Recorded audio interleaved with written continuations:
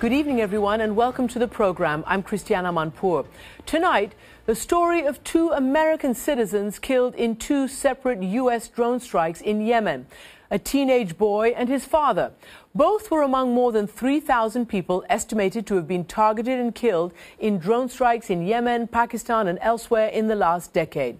The father, Anwar al-Awlaki, was born in the state of New Mexico and was a powerful inspiration to a generation of jihadis intent on attacking America, including this man, the so-called underwear bomber who tried and failed to blow up an American airliner over the U.S. on Christmas Day in 2009. Awlaki had returned to his native Yemen, and President Obama put him on his so-called kill list. And 2 years later, he was indeed killed by a drone. But just 2 weeks after that, an American drone struck again in Yemen and killed another American citizen. This was Anwar's 16-year-old son, a minor and a non-combatant. He died while eating at an outdoor restaurant along with several other people, including children. So why was an American teenager born in the U.S. state of Colorado killed by his own government? By now, the U.S. drone program is infamous. It's loathed around the world, though it is popular in the United States. Suspected terrorists of different nationalities are being killed by the American government in a shadow war without a clearly delineated legal process. Today, we're going to look into both sides of the debate over targeted killing. And we begin the discussion with my exclusive guest, Nasser al-Awlaki, who is speaking now for the first time. He's Anwar's father and the grandfather of the dead teenager Abdulrahman. Nasser came to the United States from Yemen on a Fulbright scholarship back in 1966. He had his children and he settled his family here for years. But now he's suing U.S. Defense Secretary Leon Panetta, former CIA Director David Petraeus, and top counterterrorism officials over the killing of his grandson.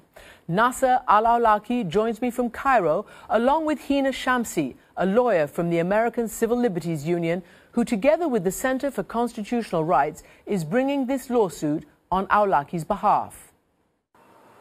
Mr. al-Awlaki, thank you very much and welcome to this program. Thank you very much, Christian. I am pleased to be in your program.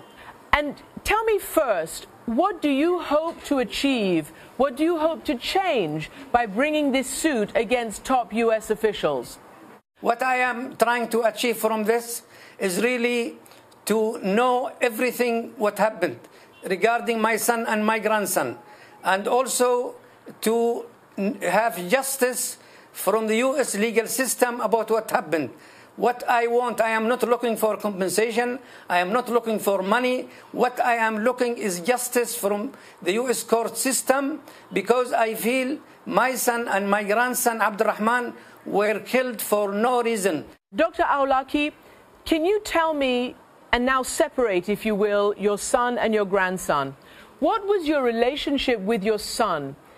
Why did he go off the rails? Do you accept that he was the inspiration for some of these violent acts that have been attempted?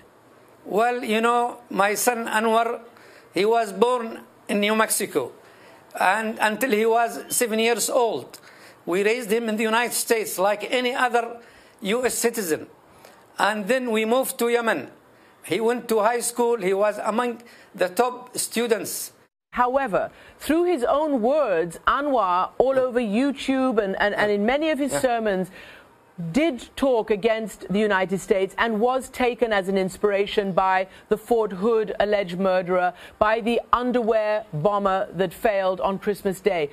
What happened? What turned him? And do you accept that he turned against the U.S.? Well, I want you, Christian, to read all his work, which he did. It was regular sermons like any preacher.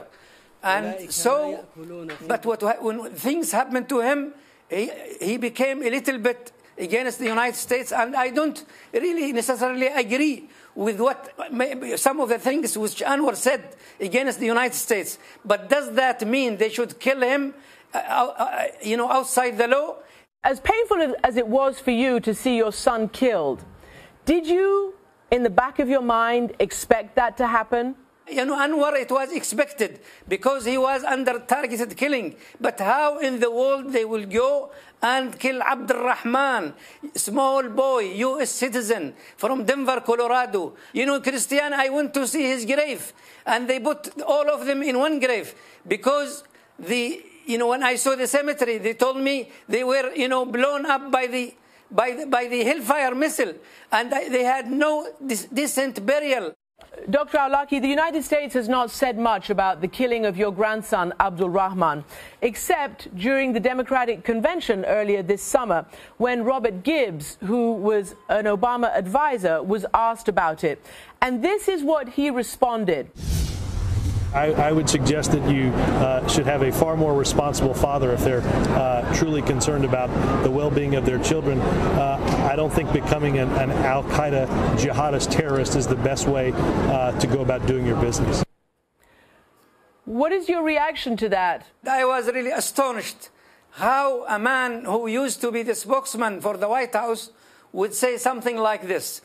Abdulrahman was raised with me, and he was raised in America until he was 7 years with his father. I was the one who raised Abdulrahman, because when Anwar went to other places in Yemen, I was the one who really raised him. How can he say something ridiculous like that? The U.S. also suggested that Abdulrahman was a military age militant, that he was of military age. But you produced his birth certificate, in which it shows clearly that he was born in 1995 in Denver, Colorado. What did you make of the accusation that he was a militant? And can you be absolutely sure that he had no such connections, that he was not being drawn into militant circles? Christian, since the issue regarding Anwar came, I tried to insulate the family of Anwar from everything regarding this matter. I took care of him. And suddenly, after 2 years' absence from his father, he decided to go to our governorate in Yemen to seek information about his father. That was the only reason he went, and he did not tell us. He got out of the kitchen window in the third floor of our house, and he went without telling us. And it was the first time that he would do something like this. He was an obedient boy, very handsome boy, very nice boy.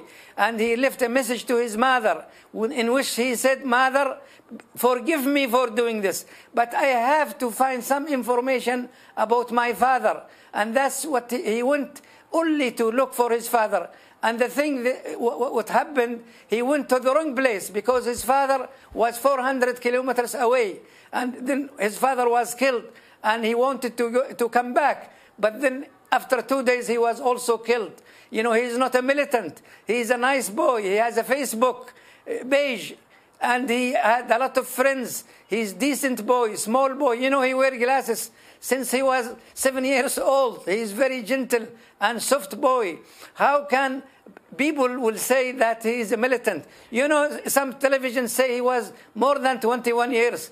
But then when I proved that he was born in 1995, then everybody became silent. And the United States government kept silent, and they didn't say anything else about that. And that's why I want to know why Abdulrahman was killed. He is only a small boy. I wanted to send him to America, Christian, to study like his father, like myself, like my other son. You have spoken a great deal about your love and respect for the United States. Do you still have that love and respect? How has it affected your relationship with the U.S., the killing of your grandson? It is unbelievable, Christian. When I returned back to Yemen after 11.5 years in America, most of my friends were the American community. In fact, when I was appointed as a Minister of Agriculture in Yemen, the U.S. community in Yemen, they were so happy that a man who studied in America became a Minister of Agriculture in Yemen. I loved America. I loved the way America, the way of life in America. But now, really, after September 11, it seems to me that America changed a lot.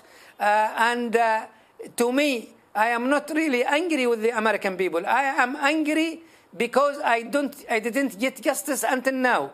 And I think I will, when I get accountability, when I get justice, I hope I will overcome everything in my heart against the U.S. government. But the U.S. people, I have no grudge with anybody in the United States. Dr. Awlaki, thank you for joining me. Thank you, Christian.